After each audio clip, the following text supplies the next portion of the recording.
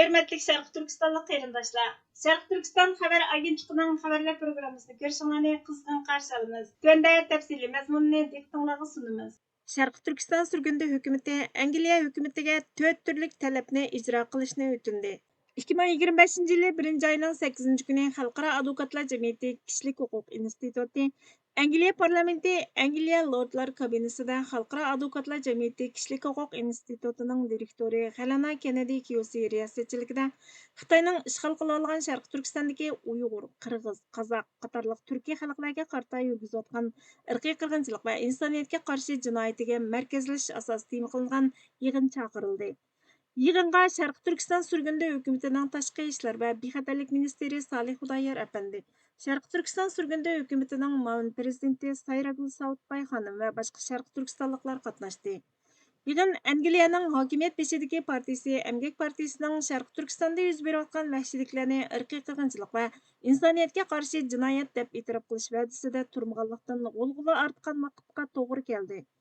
Yangi hukumat ishga kirishdan burun irqiy qirg'inchilikqa qarshi harakatga o'tish to'g'risida va'da bergan bo'lsa-mu, bergan va'dasini texcha amalga oshirmadi.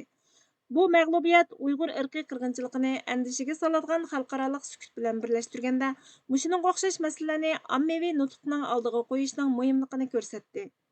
Faoliyatda Sharq Turkistondagi Xitoyning Uyg'ur va boshqa turkiy xalqlarni keng ko'lamda tutib turish, to'g'mas qilib etish, majburiy to'y qildirish, qul emgakiga selish, qiynash, Uyg'ur va boshqa turk madaniyat va diniy meroslarni sistemlik turda yo'qotish gavdalantirildi.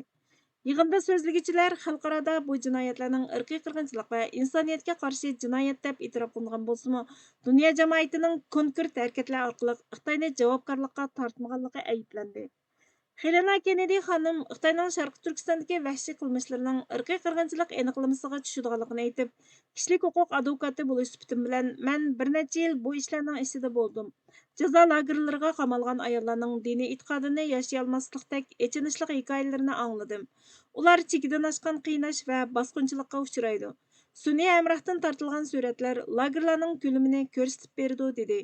Xalqaro jinoiy ishlar sudining Sharq Turkiston davosiga mas'ul advokati Rodney Dekson apandi Angliya va boshqa davlatlarni darhol qonuniy harakat qo'llanishga chaqirdi.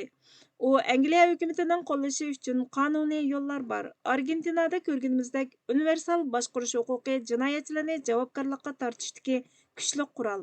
Bundan boshqa Xalqaro jinoiy ishlar sudi Birma delosidagi misolni o'ylashganda, Xalqaro jinoiy ishlar sud mahkamasining chegara olqigan jinoyatlarga qarata boshqarish huquqini yurgizishga yo'l qo'ydi, dedi. Sharq Turkiston sürgünde hükümetining muavin prezidenti jazo lagerlaridagi vahshiy qilmishlarga shohid bo'lgan guvohchi Sayragul Savutbay xonim jazo lagerlaridagi inson qalbidan chiqqan Xitoyning vahshiy qilmishlarini anglatdi. U bolalarni oilasidan majburiy ayirib etishni alohida gavdalantirib, Xitoy 1 millionga yaqin Uyg'ur, Qirg'iz, Qozoq, O'zbek qatorliq turkiy xalqlarning bolalarini Xitoyga sodiq fuqaro qilib yetishtirish uchun oilasidan ayirib, davlatning yatoqliq maktablariga o'rinlashtirib, mengisini yuvib, ularni kimligi va kulturidan ayirdi, dedi. U yana Angliyani o'z ichiga olgan xalqaro jamiyatni qayta takrorlanmasin degan va'dasini o'rinlashga chaqirdi.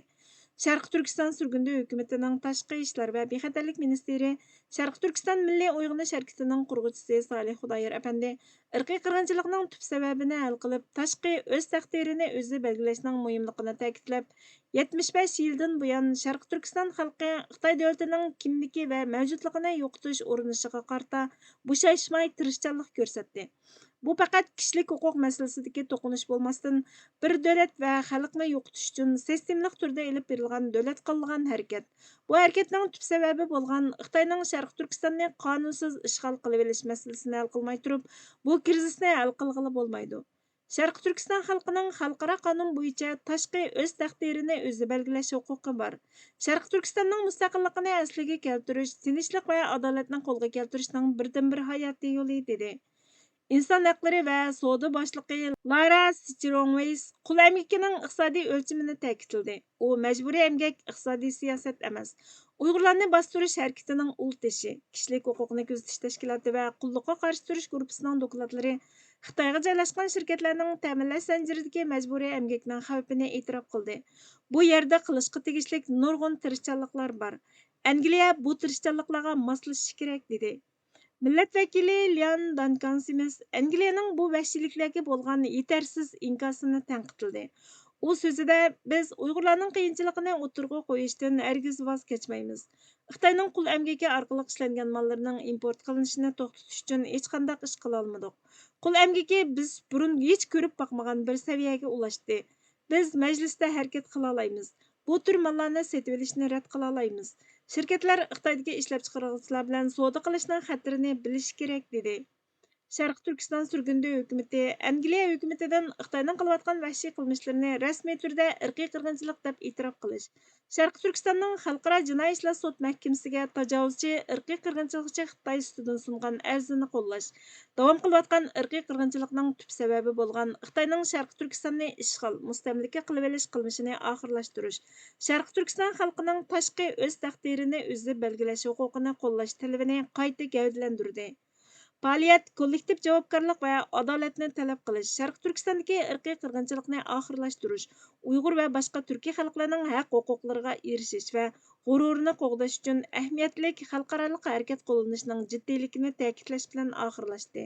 Xitoy savdo shirkati Sheinning Uyg'urlarni qo'l qilish badaliga savdo qilganligi oshkorlangan.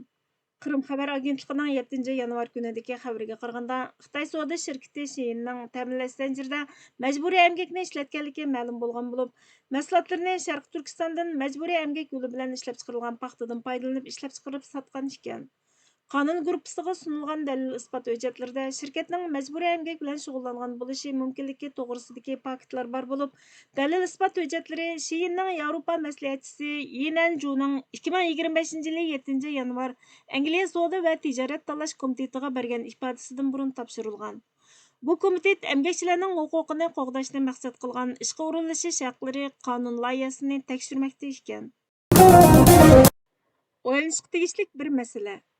Mo'ysipitlar garchi farosat va tajriba egalari bo'lsa-mu, kuch va ish yoshlarning bilgida, degan edi Islom Mahmudi Rizo Qozi hazratlari. U zot yoshlarning naqadar yuksak martaba egalari ekanligini ko'rsatib o'tgan edi. Mayli masalaga bu nuqtadan yoki tarixning hukmi nuqtasidan qaramayli, har qanday qishning eng ig'ri va kuch-quvvat talab qiladigan oldi bilan yoshlarning zimmasiga ortilgandir. Hozir dunyoning eng mashhur inqiloblari va qonliq mujodalalarida oldingi safni ishg'ol qilganlar yoshlar bo'lmoqda. Jamiyat va hukumat ishlarida doim aktiv bo'lmoqda va jur'at ko'rsatmoqda. Yoshlarning bundoq bir muhim xodimlar ekanligini bilgan Yevropa va Amerika davlatlari ularning bor kuchidan foydalanib qolmay, ularning bexatarligini va saodatini kapolatga ega qilish yo'lida har qanday ma'rif etishdan, fidokorlik qilishdan to'xtab qolmagan va yoshlarni izchil qo'g'dab kelgan. Bugun Yevropa va Amerikadagi ming'an ilm yurtlari, ko'ngil achish o'rinlari yoshlarni qo'g'dash maqsadida qurilgan muassasalar hisoblanadi. Hammasi yoshlarning manfaatini kafolatlantirmoqda va bu orqali yoshlarni hukumat va jamiyatga xizmat qildirishga muvaffaq bo'lmoqda. Yurtimizda yoshlarning eng ig'ir mas'uliyatli o'rinlarda xizmat qilayotganligini ko'rmoqdamiz. Ma'rif sohalaridan boshqa ijtimoiy o'rinlarda, siyosiy muassasalarda, turli ish organlarida butunlay degidek yoshlar ko'zga chiliqadi. Shundaqdimi bu xil muhim vazifalarni bajarayotgan yoshlarimizning jamiyat va siyosatning barcha ig'irchiliklariga kunduzlarini ustal oldida ish to'pida o'tkazayotgan bir qism yoshlarimizning qovoqxonalarda, sharobxonalarda o'ltirib kechalarini tongga ulayotganligini tilga olmay turolmaymiz. Köplagan yoshlarimiz o'zining bu xil buzuq yo'llarga o'rganib qolganligiga echinayotidi. Jamiyatda bu darajada beparvolarcha tashlab qo'yilganligiga, yana ba'zilari bo'lsa ishsiz qolganligiga zorlanadi. Siyosatning rayimsiz to'lqinlarida qiqindi so'qindi bo'layotgan bu yoshlarimizning char-nachar umidsizlikka, zorlanishga, sharobxumorlikqa berilishga majbur bo'layotganligini anglamoqdamiz. Masalaning yana bir tarafini surishtirgan vaqtda kimning haqli ekanligini aniqlashda xeylilar jafo tortib kelyapmiz. Agar biz yoshlarning ko'nglini yo'riq qiladigan biror vositaning yo'qligini, o'qishga, o'rganishga jalb qiladigan biror jazbning o'ylashilmayotganligini diqqatga olsak, shundoqla yurtning eng ilg'or va taraqqiyparvar unsuri bo'lgan yoshlarning haqorat, tahdid va cho'chitishlardan qutulib bo'lolmayotgan bir holatini ko'z oldimizga keltiradigan bo'lsak, u chog'da yoshlar u zorlanishlarda haqli bo'lib chiqadi. Navada biz milliy uyg'onish davri bo'layotgan bu kunlarda ustimizga yuklangan milliy vazifalarning ig'irligini, ko'pligini yodimizga keltirib, bugungi kundan xili qiyinchiliklarga bardoshlik berib, g'oyamizga yetishning hammadan muhim ekanligini tunib yetadigan bo'lsak, u chog'da yoshlarimiz bu iddialarda yengilishgan bo'ladi.